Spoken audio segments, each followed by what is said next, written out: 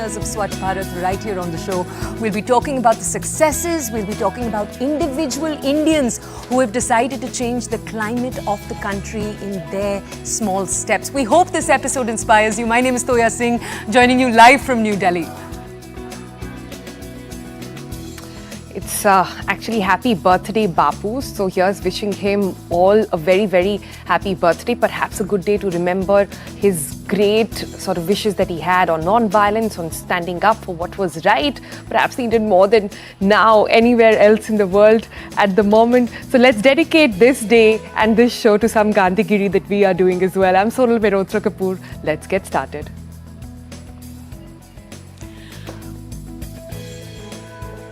Okay, first we take Clean Sweep, 10 years of transforming India, Swachh Bharat, a decade of change. 10 years, 90 million toilets. India's iconic places get a makeover. This is nation's commitment to wellness. And one more story in focus. That's going to be our main focus today. A clean coast means a clear conscience.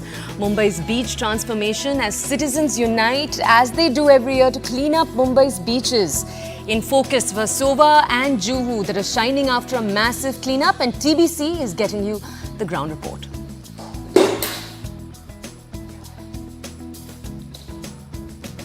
Turning trash to treasure, the eco-Kari's innovation, plastic upcycling. We've been talking about it constantly on the show, but putting the spotlight back on how waste can be made into sustainable fashion.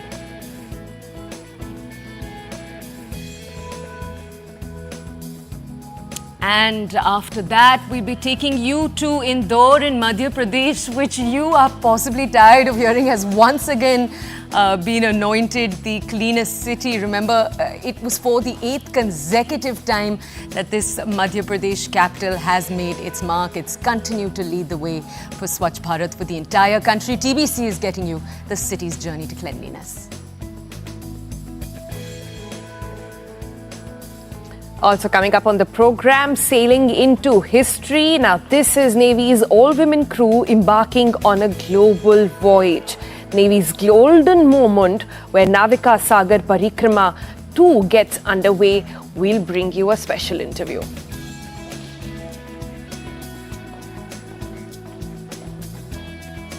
All right, as we told you right at the top of the show, today is a very, very special day for many reasons. One of those reasons, today marks a significant milestone. It's 10 years of the Swachh Bharat mission.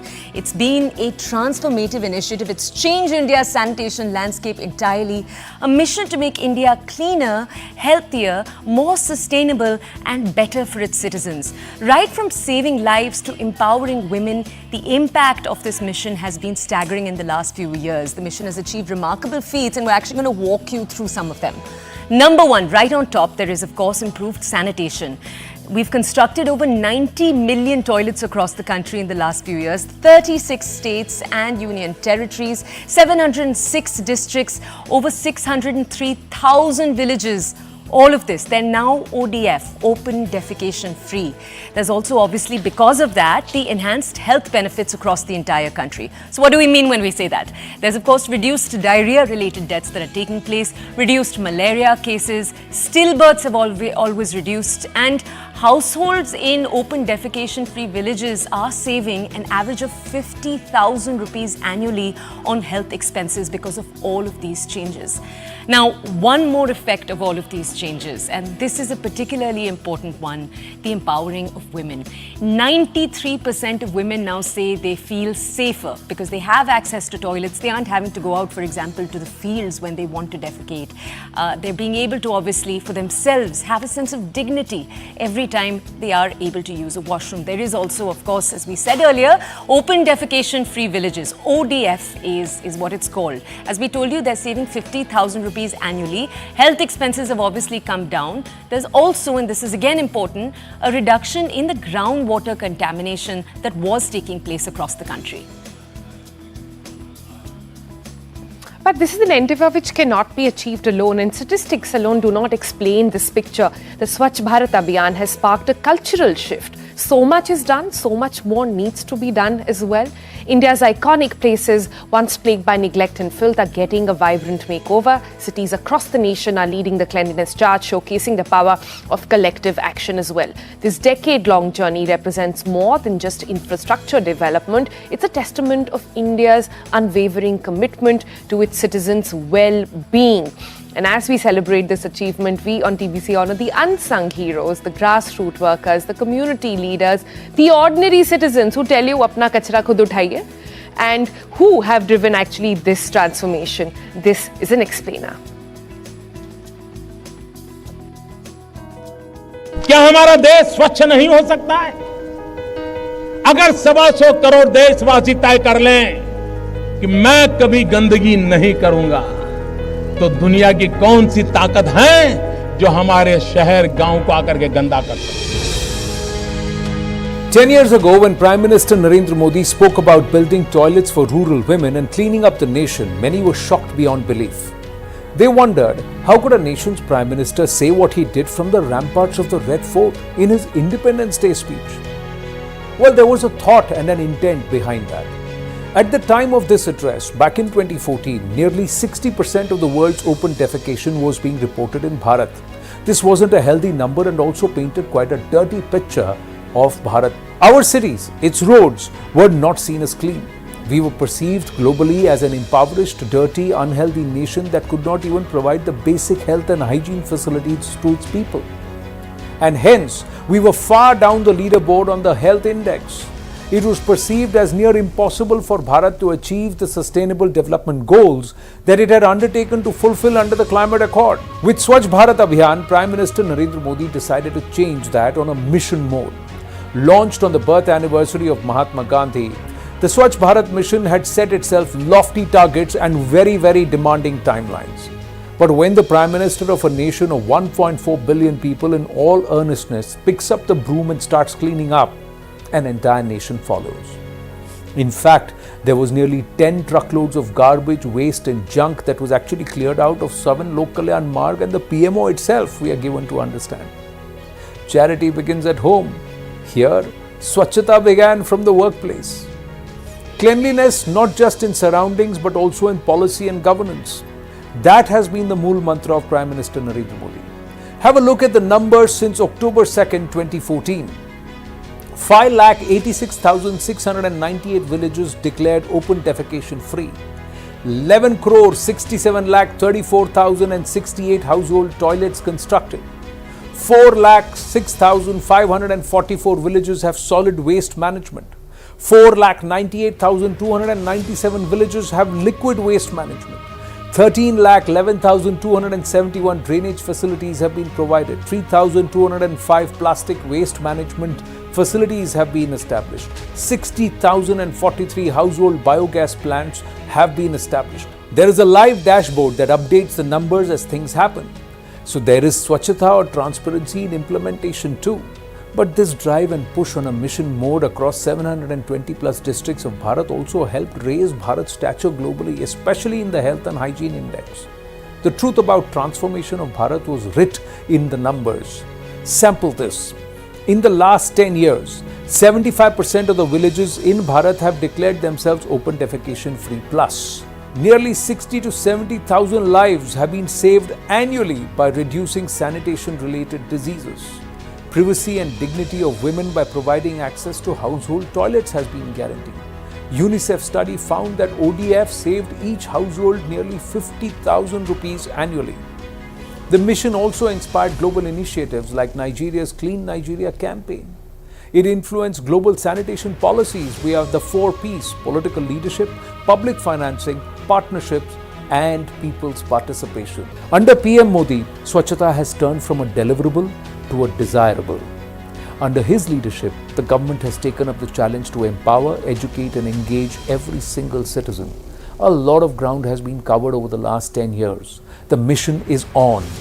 It's time we all lend our shoulder towards making Bharat Swachh. Okay, so we've taken you, our audiences, through all of the numbers, the change that Swachh Bharat has brought about in the last few years. But now it's time to meet an inspiring story. That's always where the excitement comes in. One Indian who's decided to make a change, their entire journey. We have with us Pradeep Sangwan this morning. He's the founder and the promoter of Healing Himalayas Foundation. The foundation itself has taken over the, some would say, onerous task of cleaning out all of the trash from the very, very picturesque Himalayas. And I just want to tell our audiences, Pradeep, you've been talked about on Mann Ki Baat a few times. You actually talked about how that was a turning point for you. And we'll ask you all of that in a few minutes. But first, let's just ask you about your journey. So, Pradeep, if you could just tell our audiences, this is something you've talked about in the past too. I believe it was back in 2009, you came across the shepherding community while you were out, while you were traveling, and you saw how they take care of their community. And that's, I think, and you can correct me, that's where the light bulb went off in your head, where you were like, okay, we need to do more to take care of our planet and of our Himalayas. Tell us the story.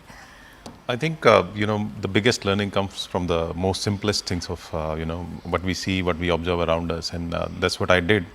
Initially, I didn't realize that this is such a big learning and how to, take it forward, how to implement it. But then it was there somewhere in the, back of my mind. So eventually it took shape. So I started following these beautiful community called shepherds, and they travel across, they live in the most difficult terrains of the world, Himalayas, and yet they are very sustainable in their approach. And at the same time, people coming from the urban spaces, they have disconnected from the natural world.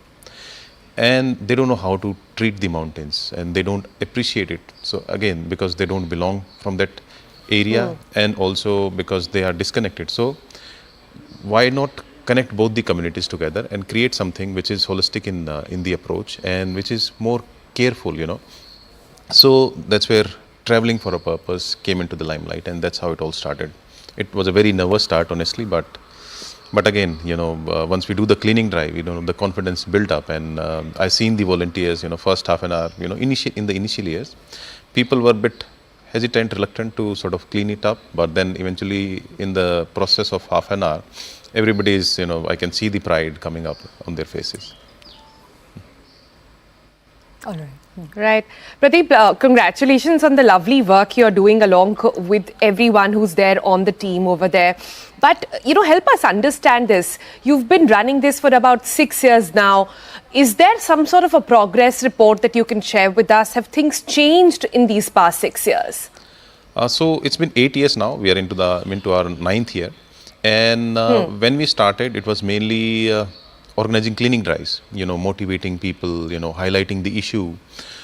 But when we started cleaning up, and there was no place to, dispose of our waste properly. So there was no scientific way to dispose it of. Eventually, I realized we need to build infrastructure around cleaning drives also. We need to set up those facilities. For example, in every village, in every community, we have a, school, primary healthcare center, or a temple maybe.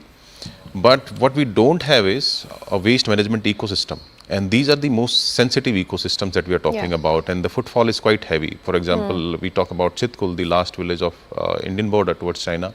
So it witnesses about 5 to 6 lakhs tourists. In Khirganga, again, it's a beautiful trek, but it again attracts about 5 to 6 lakhs of trekkers. And there's no waste management ecosystem. So from cleaning drives, we started setting up those infrastructures, and wherein now we collect about 5 to 6 tons of non-biodegradable waste on a daily basis, because we have decentralized the waste collection system in all the remote regions wherein the tourism footfall is quite substantial. And that's what we have introduced. Now people can see this, replicate this model, and we are ready to train people. We have invited multiple community leaders, the bureaucrats and different companies, that this is what we are doing in the remote part of the Himalayas. And this is what we have achieved, from a very nervous individual start to collecting 5 to 7 tons of solid waste on a daily basis. I don't want to collect that kind of waste. I don't want that kind of waste to be generated and left behind or littered around. But it is what it is, and we are doing our best to sort of clear that out from that pristine Himalayan ecosystem, and we make it circular in nature rather than being linear. And we collect, segregate, compress, transport and recycle. This is what we are trying to do and achieve, and I think in 9 years we've come a long way. Pradeep, tell us, most of the audiences that are watching us right now, they've either already gone to the Himalayas, they possibly will go to the Himalayas in the next few years. So I just want to ask you, tell us about the kind of visitor that the average Indian is. So I know that there are two different reasons they're going there. Either there's a pilgrimage, as you said earlier, or hikes. What kind of visitors are we? What's the most common trash we're leaving? Have we grown in the last few years? Have you seen a change come about in the way we treat our natural habitat? Tell us all of that. I think everybody is in love with plastics, all sort of plastics. So we find a lot of multi-layered packaging plastics, plastic bottles. It's so easy, I guess, because that's why everybody is so hooked to it. It's so easy, so convenient, and everybody can carry it wherever they want. Light, very light, So, but I think what we need to change is, but first let's talk about the kind of people that are coming in. There are two types, as you said, trek routes and also the pilgrimages. And pilgrimages are open for a very short period of time in the monsoon time. And again, this year we did a beautiful campaign for 21 days. There were about 150 volunteers who stationed at different locations. And we just, 3 days back, we collected about roughly 9 tons of solid waste, majorly plastics, MLP, and then partially, so from the altitude of 4,000 meters. Easier said than done, because, while we are talking, it sounds very easy, but implementing such things at that altitude in such difficult rain, it's very difficult. So, and we were prepared for almost 5 to 6 lakh, again, pilgrims, but on the very first day we witnessed about 80 to 90,000 pilgrims coming in. So everything tossed out. So whatever the however we have prepared, we were not actually prepared. But anyways, we did our best, and every year we keep on learning from it, and we try and implement. So yes, pilgrimages see a different kind of trekkers, and on the trek routes we see a lot of people, youngsters from corporate sector, people come and relieve their stress, but they leave a lot of stress in terms of solid waste behind, and that needs to be handled. And there are ways we can sort of implement in our lifestyle so that we can become a better traveler, and who can be the better example than the shepherd community. Yeah. We'll have to leave it there, Pradeep, but thank you so much for joining us. And I like how you said the real pilgrimage actually, or the real trek, would be to actually go and keep that environment and that sensitive ecosystem clean. That could be one purpose of people actually going there. And that's the message we want people to take away from this conversation as well. But that's not the only bit. Like we told you in the morning as well, right at the beginning of the program, that the entire episode today will be focused on cleanliness. And recently, a study published in an esteemed science journal, Nature, has quantified the Swachh Bharat mission's profound health benefits. Parmeshwar Iyer, the mastermind behind mission success, has now credited the Prime Minister, and not only the visionary but also the driving force who spearheaded, oversaw and executed this very ambitious Swachh project. Right. Parmeshwar and Iyer led the mission from 2016 to 2020. He highlights the government's unwavering commitment to creating a cleaner, healthier India. Take a look.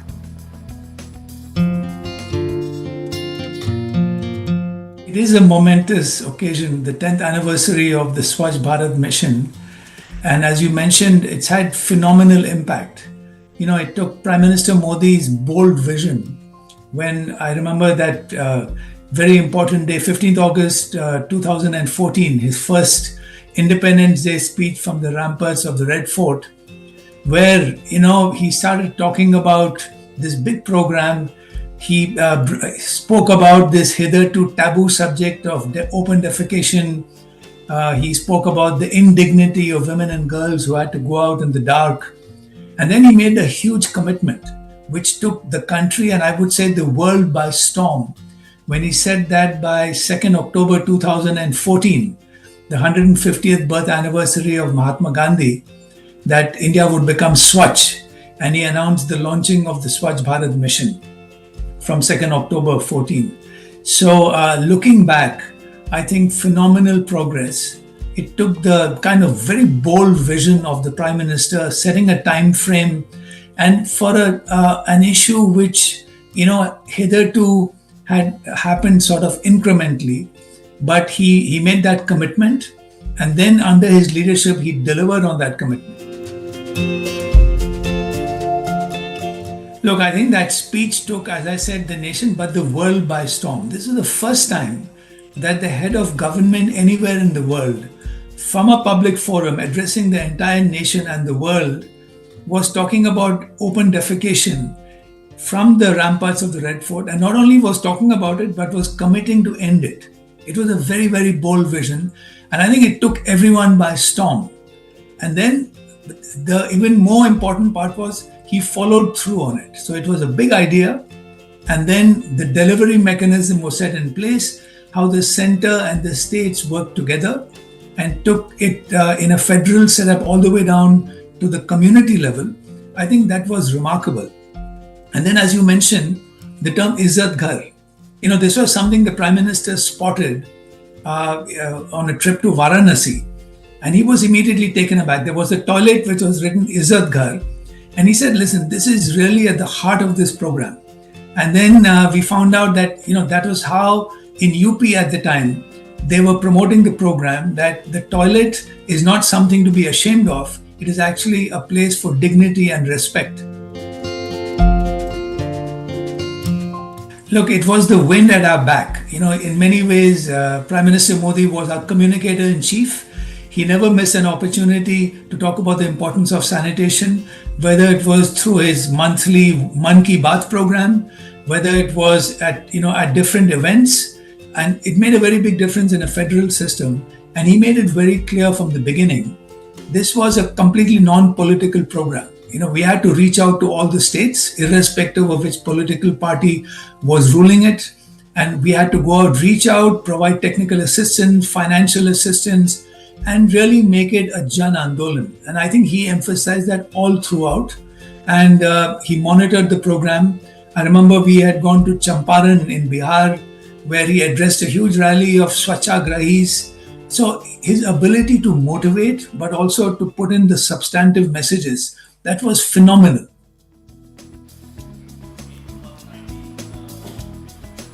And talking of Swachh, one of the most active campaigns have been not just on our streets that we hear of so often, but on our beaches. Beaches which just don't obstruct the outdoors for us, but also carry the waste with them towards the water bodies where it stays for years to come. There are success stories, but Mumbai's beaches may be one of the most profound. They've undergone a sea of change, but cleanup efforts obviously resulting in cleaner beaches in areas like Juhu and Versova. But what's also very, very special is how they've attracted throngs of citizens over the last few years. The spirit of Mumbai, as they say. Yasha found a set of volunteers at Versova. Take a look.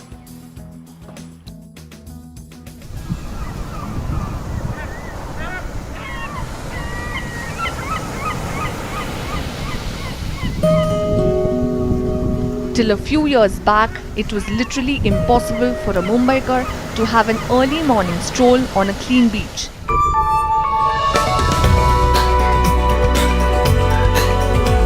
Litter-filled shores would always confront a resident, but 10 years back, a historic movement took shape with citizens and government officials joining hands to make Swachh Bharat a possibility. As the Swachh Bharat campaign completes 10 years this October, there have been several people who've pioneered Swachh Bharat in their own hometown. In Mumbai, when you speak of such pioneers or people who've led the movement, include Afroz Shah, who has in fact won the UN award for his Versova beach cleanup. For years, he saw Versova beach right in front of his house turning into a dumping ground. It was Afroz and his neighbor to begin with. It was a mammoth effort. They cleared 90,000 tons of waste from beaches. They cleared 25,000 tons of waste from mangroves. They cleared 25,000 tons of waste as part of ocean cleanup. And they cleared 7,000 tons of waste from Meethi River. And they cleared 3,000 tons of waste as part of spot cleanup. Slowly, it became a mass movement, inspiring other residents to come forward to clean up the beach he loved the most. Ever since, Shah has received multiple accolades and has also earned a mention from Prime Minister Narendra Modi in his popular radio address, Man Ki Baat. See, this is what we call nation building. If any young person asks you what should you do for the country, I always tell them roll up the sleeve. But having said that, what we do cleanups here, this is called legacy waste. So you clean what is thrown in the mother nature. Another Mumbaikar who has gained prominence with his work to keep the beaches clean is Malhar Kalambe. In 2017, Kalambe and his group of school friends met for a reunion and decided to clean Dadar beach every weekend. The campaign has helped Malhar win the Sustainable Creator of the Year award from Prime Minister Narendra Modi. So in Kalambe's initiative, at least 1.28 lakh volunteers from different schools and colleges took part. 8,000 tons of waste were cleared from Dadar Beach, Meethi River and Airoli mangroves. Getting in volunteers consistently, funding the entire campaign, keeping a balance between your personal life, all these things have, been a major challenge for us over the years. Swachh warriors Afroz Shah and Malhar Kalambe are now focused on creating further impact in Maximum City by using their resources and goodwill to encourage more citizens to take up the cause of Swachh Bharat. Just these two campaigns, which are a part of the larger Swachh Bharat campaign, have so far mobilized more than 2 lakh people in Mumbai only. Apart from that, leading to collection of more than 160 million kgs of garbage across the city. This is just the kind of impact that two people in Mumbai are doing when it comes to Swachh Bharat. Imagine when the entire country gets together, the kind of impact this whole campaign has. It just shows that the new age generation, the next generation, really wants the country to grow further under this very campaign, which is being led by the Prime Minister.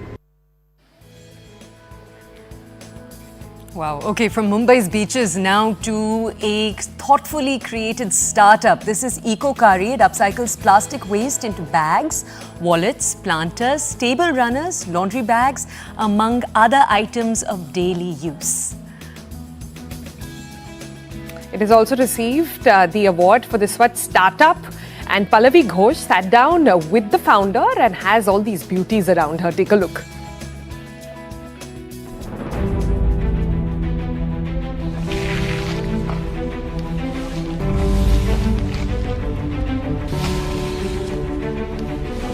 So we are talking about a Swachh Bharat Abhiyan. It's going to be 10 years of that, and Swachhta also means eco-friendly because climate change is a huge concern.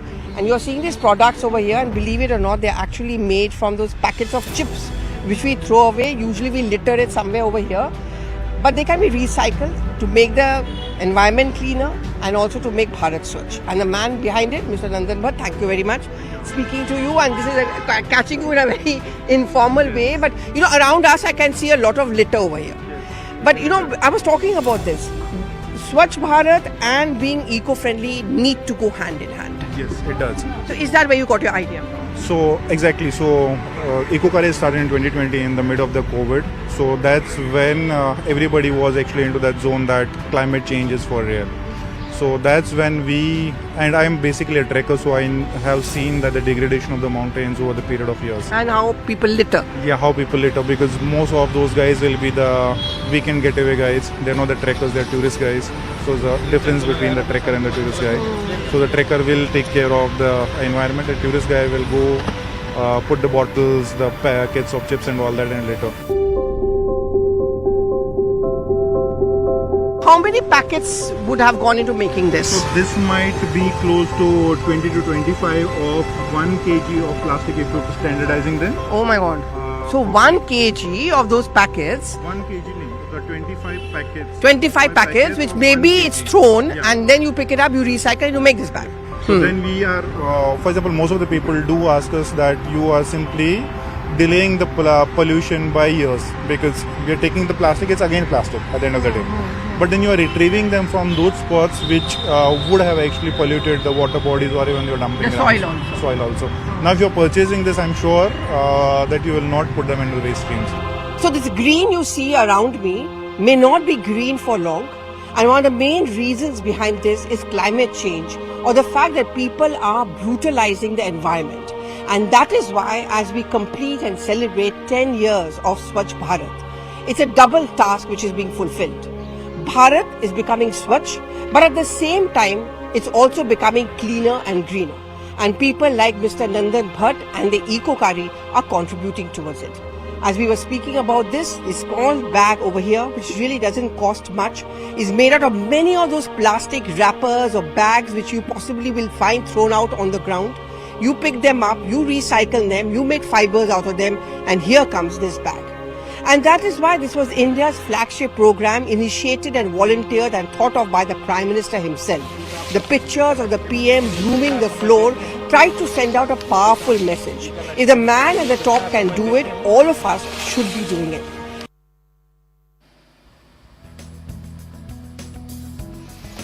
That's right. And that's not the end of all our focus on Swachh Bharat mission today, which happens to be on Mahatma Gandhi's birthday. Let's switch our focus to Indore, the commercial capital of Madhya Pradesh that has been the cleanest city of the country for 7 times in a row and aspiring a notch the top rank for the 8th time this year. At a time when the Swachh Bharat mission, as we're saying, is completing a decade, Manoj Sharma, our colleague, reports from Indore to understand just what the city keeps doing right and what it has to teach other cities. Take a look.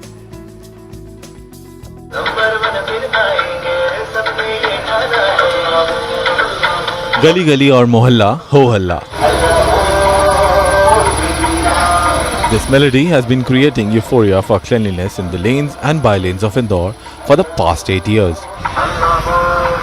It was euphoria at first, now it's a sense of pride.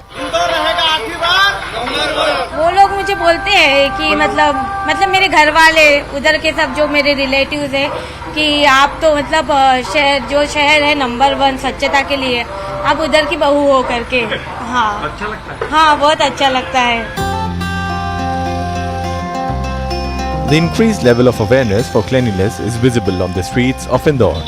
Civic responsibility of every citizen is evident.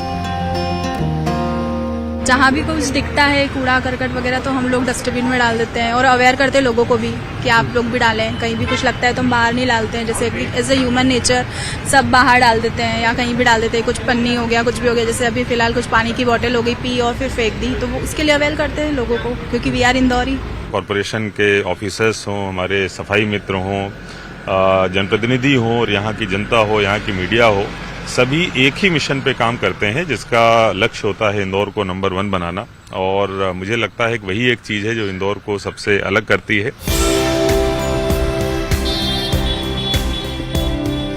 Here's how the administration ensures the Rajwada in Indore is spick and span. Fact, these mechanized sweeping machines have been doing wonders in Indore for last 7 years. These machines start operation late in the night when you plan to sleep, and when you wake up, you find roads in this cleanest city as clean as your veranda.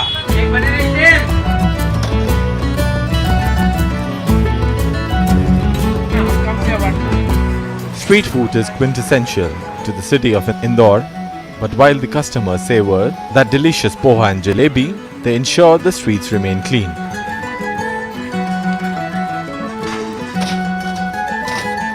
Getting to the top is one thing, but remaining on the top for continuous 7 years is another. And very serious efforts have been taken by Indore citizens to remain on the top. And one thing is disposable free market. Look at these plates. There is no disposable at all. आपकी दुकान पे तो disposable होते ही नहीं है, पूरे market में 56 दुकान. हाँ जी सर, हम लोगों ने तो बहुत सालों से इसी में चलाते हैं हम प्लेटों में स्टील वाली, क्योंकि डिस्पोजल में जैसे खाना वाना चिपका रहता कागज में तो बहुत गंदगी फैलाता था. सूखा कचरा निकालेंगे ही नहीं तो सेग्रीगेशन की जरूरत ही ना होगी.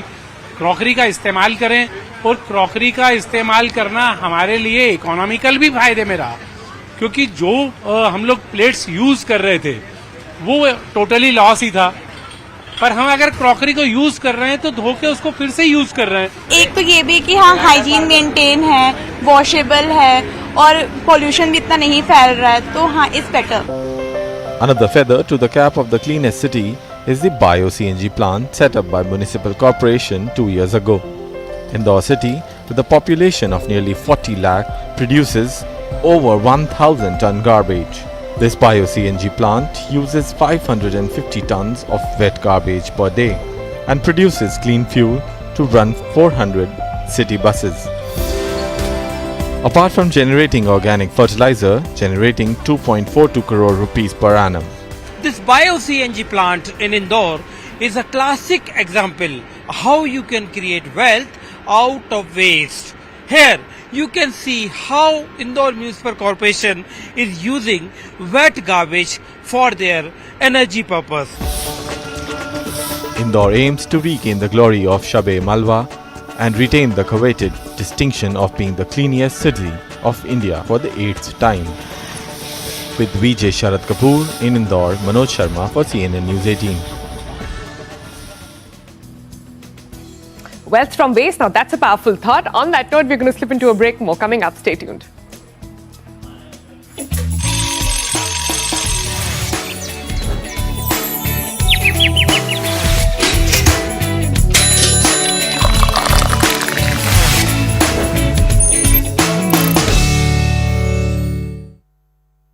At L'Oréal Group.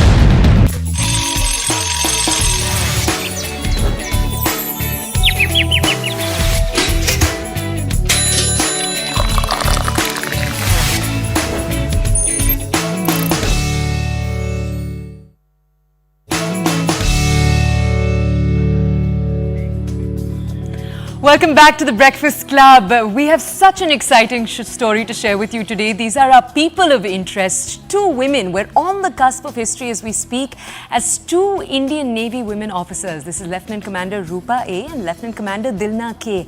As we speak, they're going to be embarking on an extraordinary journey today. They're circumnavigating the globe on board INSV Tarni. It's a journey that's going to take them 8 months. It's a daring expedition. It's been called Navika Sagar Sagar Parikrama 2, and it marks a significant milestone in India's ocean sailing enterprise and maritime endeavours. There have already been pioneering efforts from sail training ships INS Tarangini, INS Sudarshani, and you've also had groundbreaking circumnavigation that's taken place in the past. This is on board INSVs Mahadevi and Tarini. India has already taken centre stage in ocean sailing expeditions in the last few years, but this one is particularly special. So, our guests today, Lieutenant Commander Rupa A and Lieutenant Commander Dilna K, have undergone rigorous training, gaining thousands of miles of experience and mentorship from ace circumnavigators who've done this before them. We'll be joining by both of them to understand this in a little bit more detail. Let's welcome them on the program. Hi, good morning. Thanks so much for joining us. And firstly, what a day to be speaking. You actually get on board and start your journey today. So, Lieutenant Commander Rupa, let me start with you. 8 months on sea, not easy, but for mango people like us, give us a little bit on what kind of mental preparation really is required to undertake a journey like this.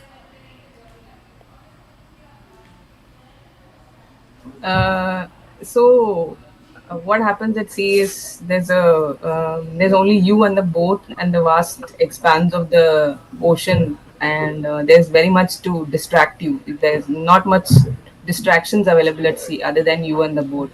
So what happens is you go into a lot of introspective mode.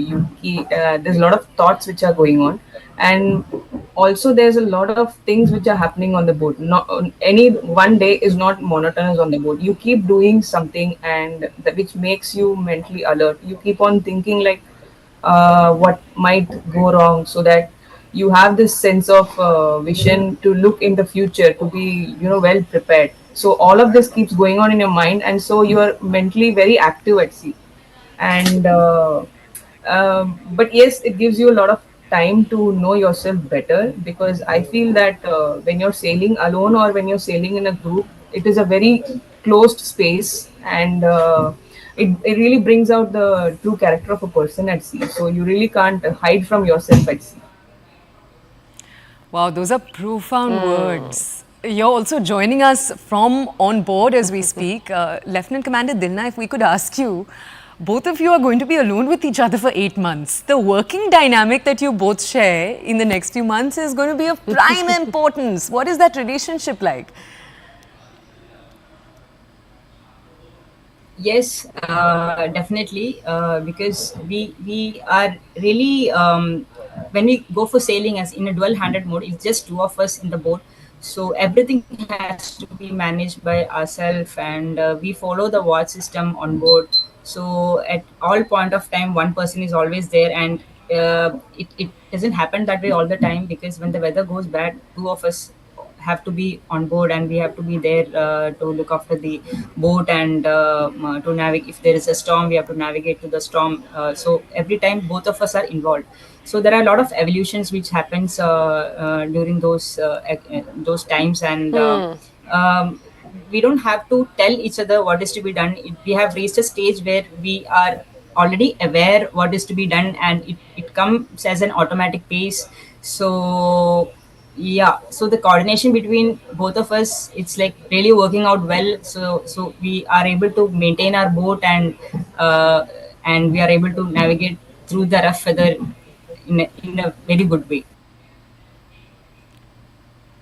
Good tips there, and especially for Toya and I also to pick up from. But we should actually do this interview at the end of the voyage and understand how 8 months actually went between the two of you. But let's move on to the next question then, and this is for Lieutenant Commander Rupa. Now, could you explain to our audiences a little bit more about what it means to be navigating through the 3 Great Capes? There are a lot of challenges there, even for those who don't have perhaps the best nautical knowledge. So the Cape is actually a geographical entity, like how we call it as a peninsula and a continent. And Cape is also a geographical entity, and there are known to be 3 Great Capes, because all those 3 Great Capes are located in the Southern Ocean, which is well known for its wilderness and rough seas. And the three great capes are the Cape Leuven, which is in the western Australia, and second is the Cape Horn, which is the southernmost point of the South American mainland, and the Cape of Good Hope, which is which is in South Africa.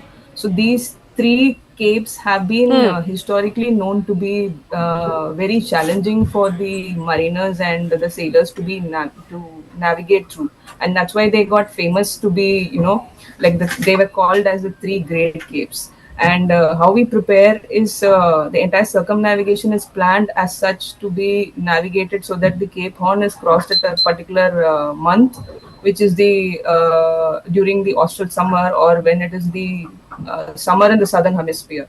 So it is the most difficult part of the voyage. So we plan the entire voyage around this particular cape, and we get continuous weather updates, and we also have knowledge and studies of the previous circumnavigation and generally how the sailing passages are undertaken in that part of the world. So we use all this as a reference, and the forecasted weather, and we plan the passage around these capes. Ostrich summer, that's the first time I've heard that phrase for the Australian summer. Can you just tell us though, why is it so treacherous? Exactly why? I know you're saying that there's lots that you need to consider, but what makes that region so tricky? So in the southern oceans, the seas are always like it comes along with a lot of fronts and storms and all. So the southern ocean, when you come to the southern latitude, the weather becomes very bad. And when you go down to the latitudes like 40s and 50s, and it's called as roaring 40s, furious 50s, screaming 60s. So, and the wind, when we go along to the east, the wind is always from the west. We get a downwind, so we'll be going, we're getting wind from behind, so the wind will be pushing us ahead. So so when you come towards southern oceans, the wind pattern, everything changes, and yeah, so it's always it's always what to say, it's always rough. So, Lieutenant Commander Rupa, then, do you have some words of wisdom for women who are a bit of an adventure junkie, just like you guys, and want to do something out of the box, and who are watching you right now?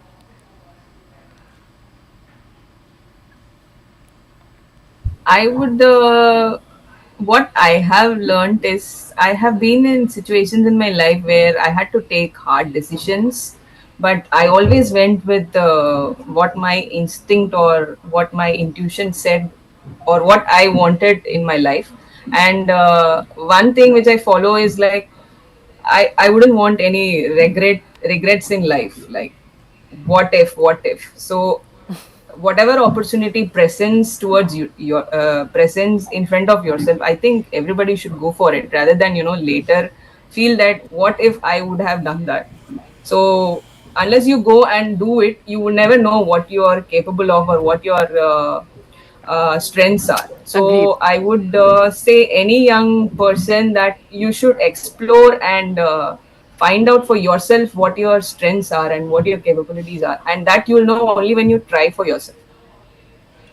Excellent words. Let's just ask you, because we were wondering this, 8 months on sea together, Lieutenant Commander Dilna, do either of you have your birthdays coming up in those 8 months? So we make do with whatever is available on the boat. So there's no fancy birthday cakes or like party balloons or like party hats available. But we have learned, as we sailors, we all have learned to make be happy with whatever little we are available with on the boat. So, and we try to be innovative, and we try to make some cakes out of like chocolates, or we have done it in the previously to celebrate someone else's birthday. Like we just made a cake out of chocolates which were available, and you celebrate. Like I think that makes a difference. Like normally when you cut a cake and you're at sea and then you made a cake by yourself with whatever was available, and that has a lasting memory. So birthdays are special at sea. There's so much more to celebrate, including what the finance minister had to tell you in terms of good wishes that we're seeing in the visuals as well, and reminds us a little bit of hostel days on how birthdays would be done. But clearly, no party on the yacht. That's not the idea over here for Dilla's birthday there. So we make do with whatever is available on the boat. So there's no fancy birthday cakes or like party balloons or like party hats available. But we have learned, as we sailors, we all have learned to be happy with whatever little we are available with on the boat. So, and we try to be innovative, and we try to make some cakes out of like chocolates, or we have done it in the previously to celebrate someone else's birthday. Like we just made a cake out of chocolates which were available, and you celebrate. Like I think that makes a difference. Like, you know, normally when you cut a cake and you're at sea and then you made a cake by yourself with whatever was available, and that has a lasting memory. So birthdays are special at sea. All right, we'll leave it there for the moment. Thank you both for joining us. Good luck with your voyage. The entire country will be sort of cheering for you, especially all the women adventure junkies will be looking out to see how this actually pans out. Thanks so much over there. With that, we're drawing today's show to a close. Here's wishing everybody a very happy Gandhi Jayanti. Go out and do your Gandhi Giri today and ensure that we remember the Mahatma for all the good that he's done for the nation, for the world. Remember his principles as we go along this day. Right, I love how you started the show. In this moment today, it is particularly important to remember his lessons. With that, we're going to say goodbye. Have a great day. We'll see you tomorrow right here on The Breakfast Club.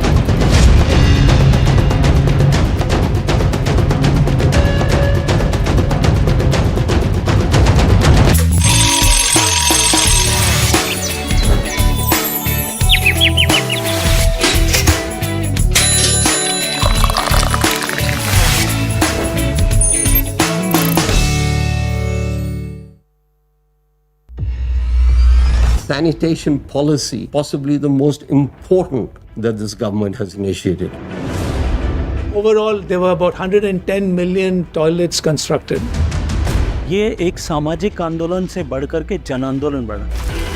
हमें एक ऐसा भारत बनाना है जो स्वच्छ हो और दुनिया को सस्टेनेबल लाइफ के लिए दिशा दे।